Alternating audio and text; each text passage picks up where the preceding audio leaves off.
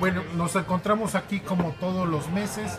Están con nosotros Armando Cartas, que es un científico, ha sido investigador en el Instituto Kepler, matemático de profesión, y se encuentra con nosotros Pepe Torra, quien es gerente de investigación en Caminos de la Libertad y coautor del Índice de Libertad Económica para América del Norte. Ambos nos van a hablar de temas vinculados que tienen que ver con la ética libertaria, Armando Cartas con lo que tiene que ver con precisamente con ese tema en general, y Pepe Torra con lo que tiene que ver con esa vinculación entre guerra, paz y libertad. Así es. Bueno, dicho esto, cada uno hablará durante 25 minutos, y al finalizar terminaremos la transmisión para aquí departir y preguntar a los ponentes. Si alguien quiere hacer algún comentario durante la transmisión, con mucho gusto aquí lo leo y se los transmito a los ponentes. En caso contrario, bueno, nos vemos dentro de un mes, donde vamos a hablar del tema de por qué Corea del Sur viene desarrollándose, se ha desarrollado más que México cuando hace 40 años era un país más pobre, y nos acompañará Julen Berezaluce del Colmex con ese tema, y un invitado que está por confirmarnos sobre el tema del Banco de México. Dicho eso, y agradeciendo, claro, a quienes intervinieron en la realización de esta sesión, José Segura y Guillermo Rosas, agradeciéndoles su apoyo. Bueno, pues comenzamos. Armando, estás, por favor, y muchas gracias por aceptar nuestra invitación. ¿Qué tal? Buenas tardes, ¿sí me escuchan? Sí. Primero agradecerles la invitación para hablar de este tema en el que yo estoy bastante interesado y durante mucho tiempo me he dedicado a él. Y el tema general de la plática de hoy es sobre la ética, y en particular sobre la ética libertaria. Entonces, primero, para no hacer más largo el asunto, quisiera definir unos términos rápido para que no vaya a haber confusiones posteriores sobre qué es moral, qué se entiende por moral a través de la historia de la filosofía, pero rápido, no voy a detener ahí mucho, y qué se entiende por ética. Por moral, pues, es simplemente un conjunto de normas que regulan la conducta de los individuos. A través de la historia ha habido morales en todas las comunidades, no conocemos una comunidad que sea amoral. Pero esa moral pues, es relativa a cada época y a cada situación geográfica. Por ética en filosofía se entiende dos cosas.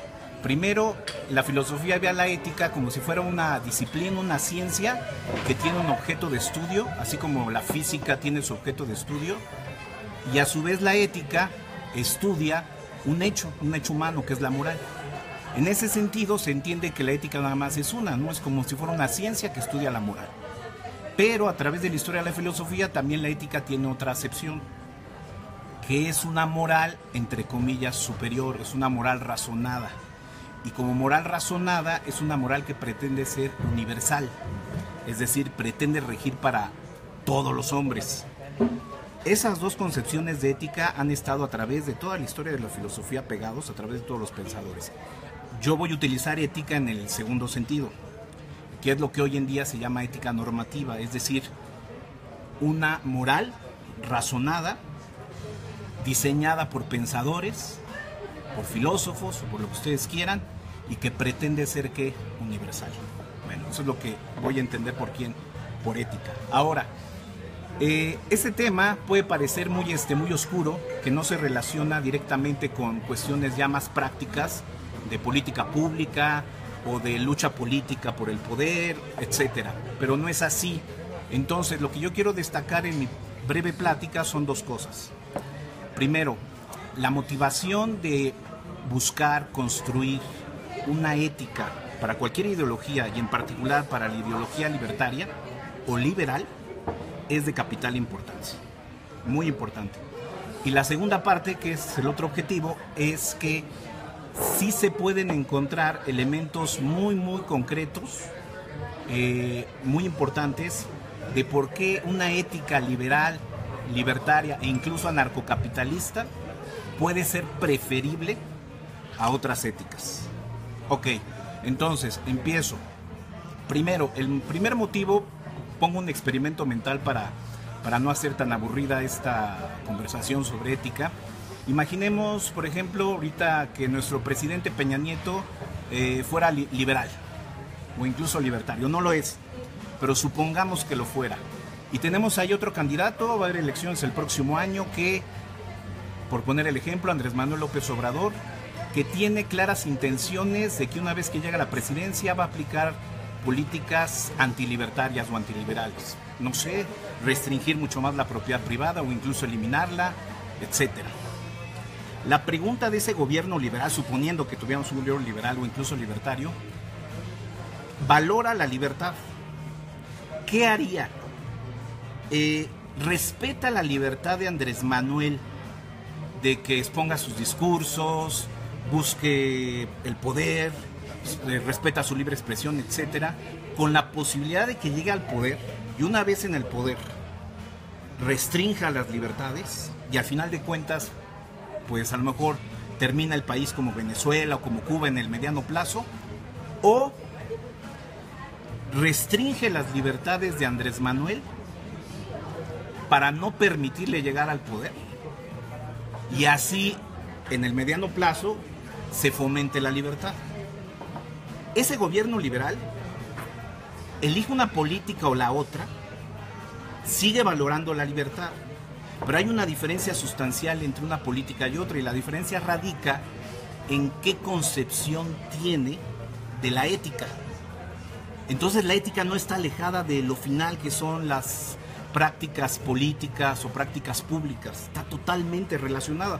Aparenta ser que no tiene mucho que ver porque una empieza acá y la otra, la práctica, pues hasta por acá, pero no es así. Entonces, en ética se considera que si este gobierno liberal le restringe las libertades a Andrés Manuel, lo encarcela, si ustedes quieran, y así no se consuma su gobierno y siga habiendo prácticas liberales en el país, se dice que ese gobierno liberal tiene una concepción que se llama en filosofía una concepción consecuencialista. Algunos dirán que utilitarista, porque se fija en las consecuencias que produce lo que ese gobierno valora. Valora la libertad, quiere fomentar la libertad, y entonces esa concepción dice a veces hay que restringir la libertad de un individuo, unos pocos, para que se maximice la libertad.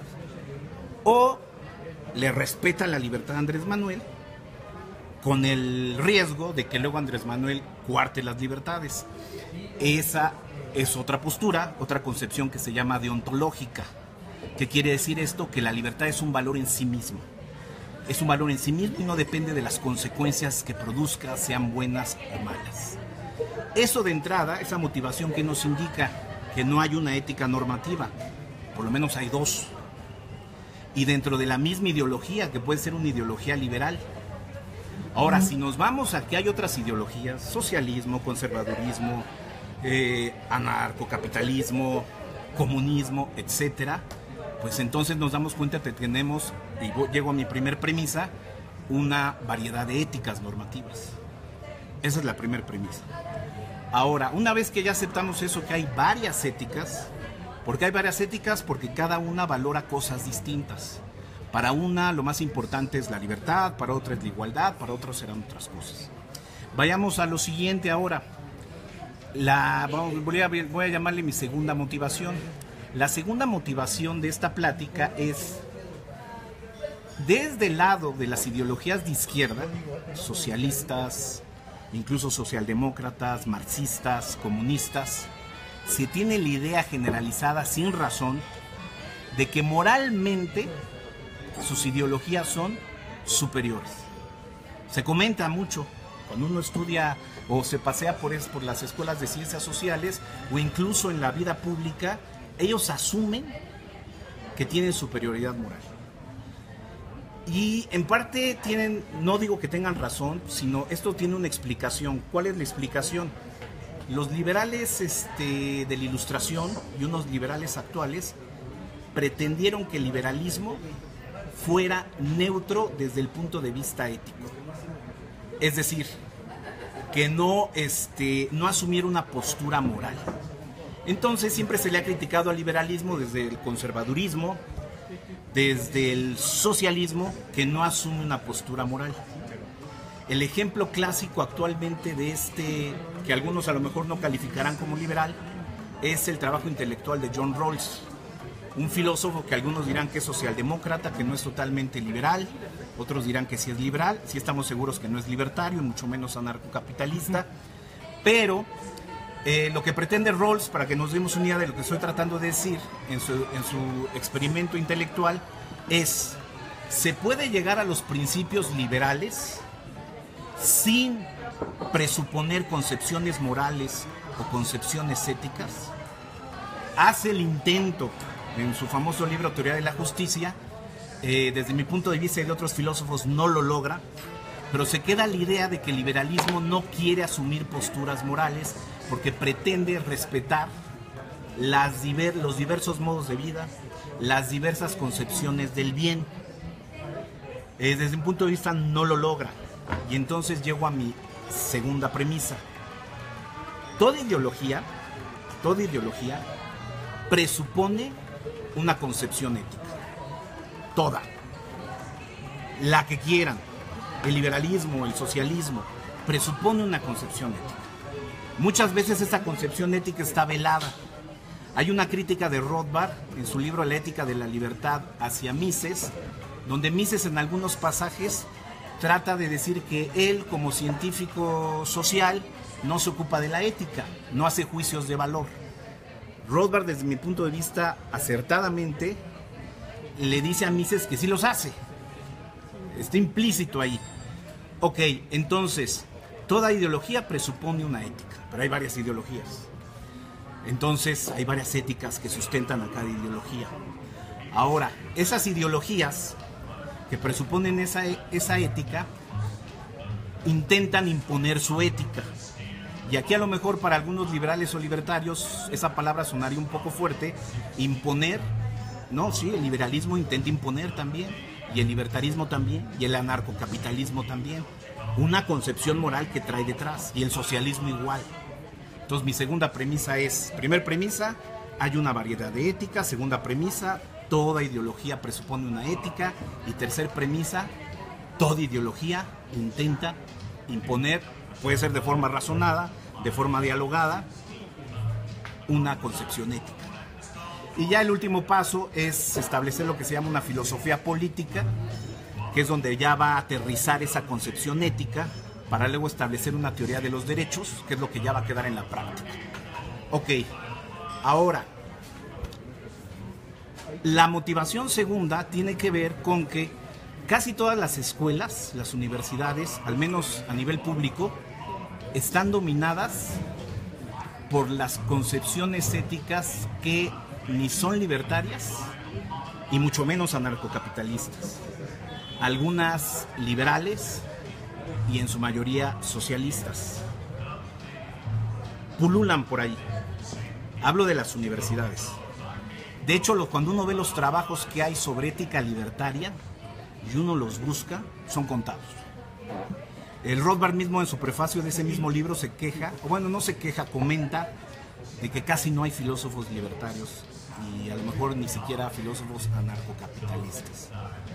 Y de hecho, él considera que no hay, que nadie ha intentado diseñar una ética libertaria y se da la tarea en ese libro de hacer el intento. Mises y Hayek nunca diseñaron una ética libertaria. A lo mejor de sus escritos se pueden sacar cosas para diseñar una, pero no era su intención. No era su intención.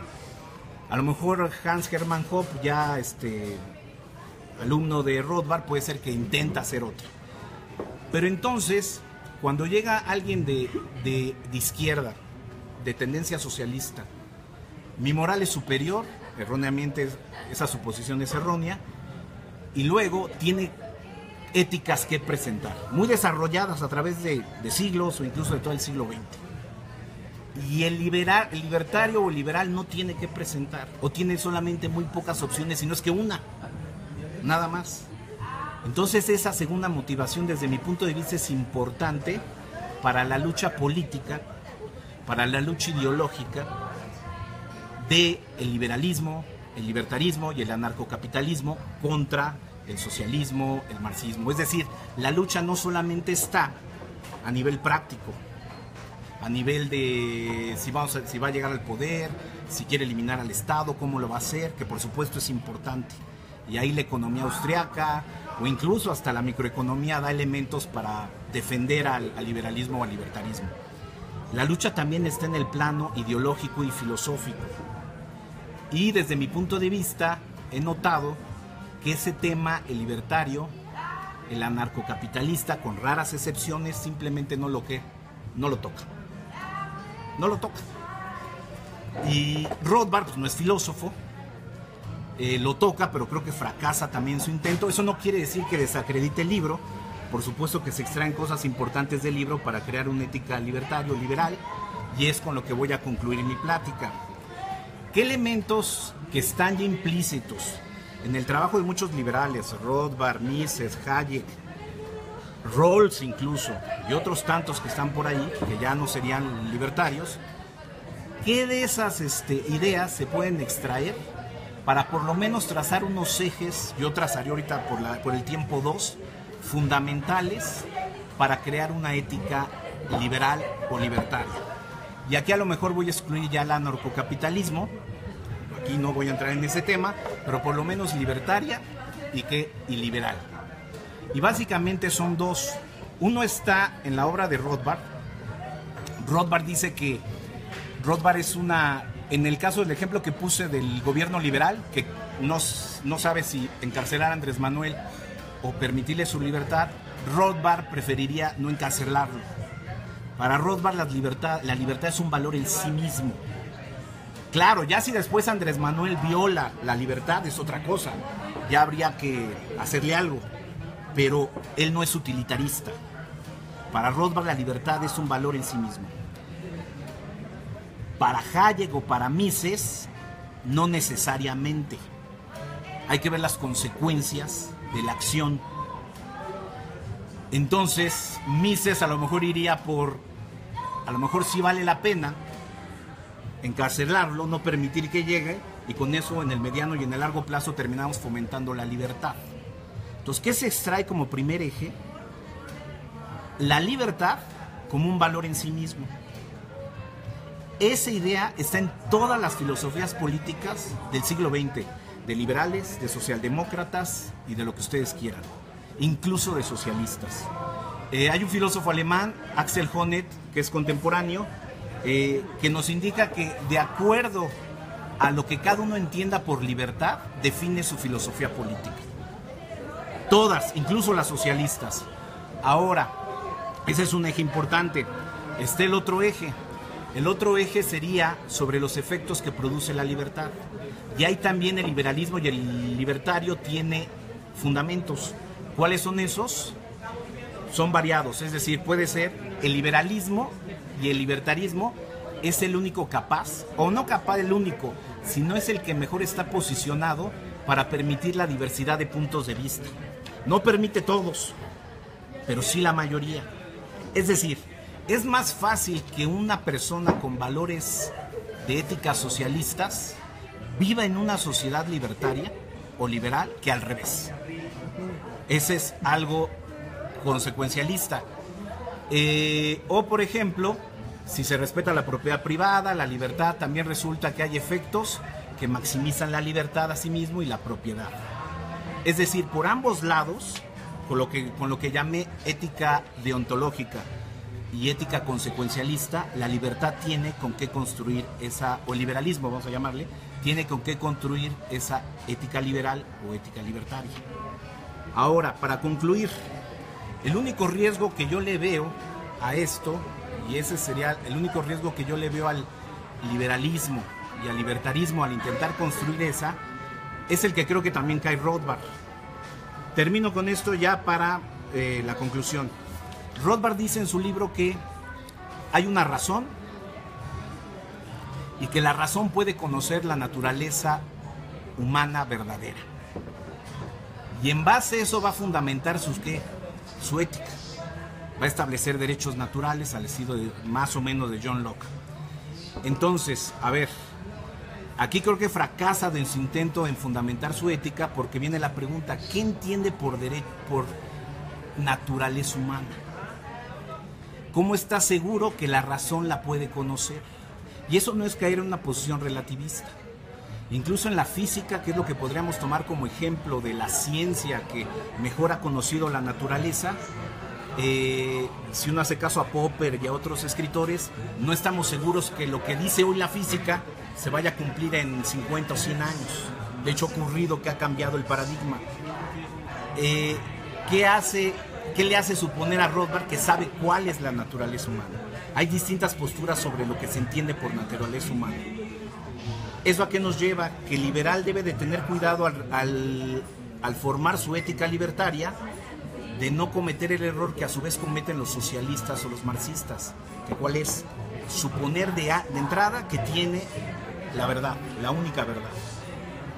Y aquel que no le entiende, dicen los de izquierda, bueno, con algunos con los que me he topado, simplemente pues es un tonto, es un insensible, no logra entender lo que está detrás de la verdadera esencia de las cosas, y entonces pues no sería cometer exactamente la misma posición.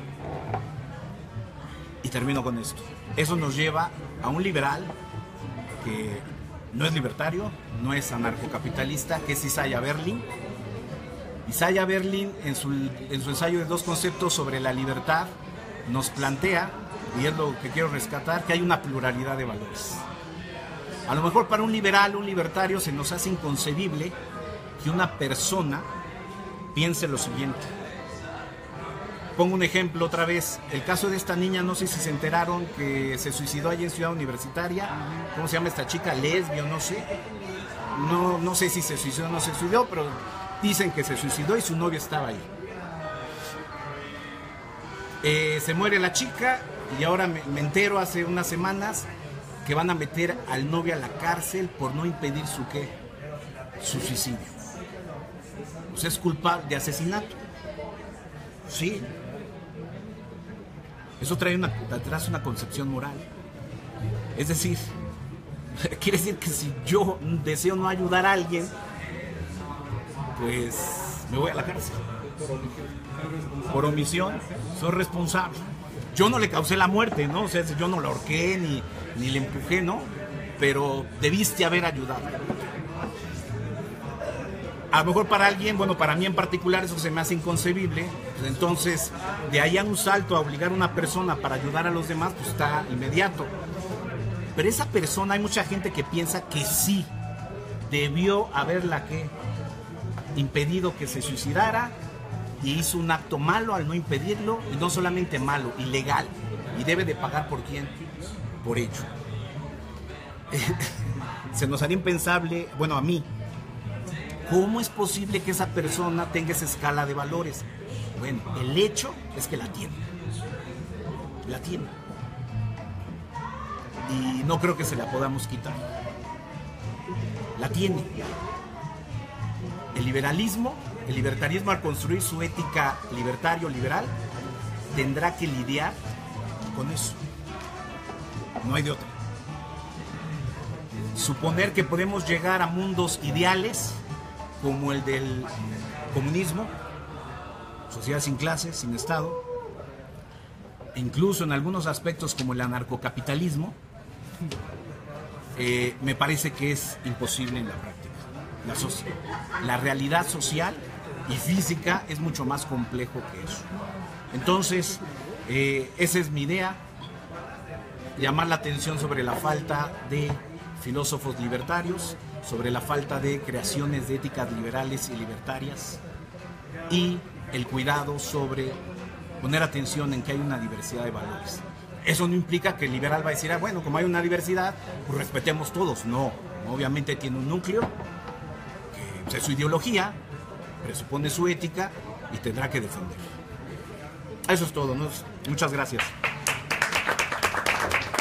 Alejandro, ¿sirve tu teléfono? ¿Lo puedo utilizar? Sí, porque si no Pepe se nos va a quedar en la mitad de su exposición. Entonces retomamos.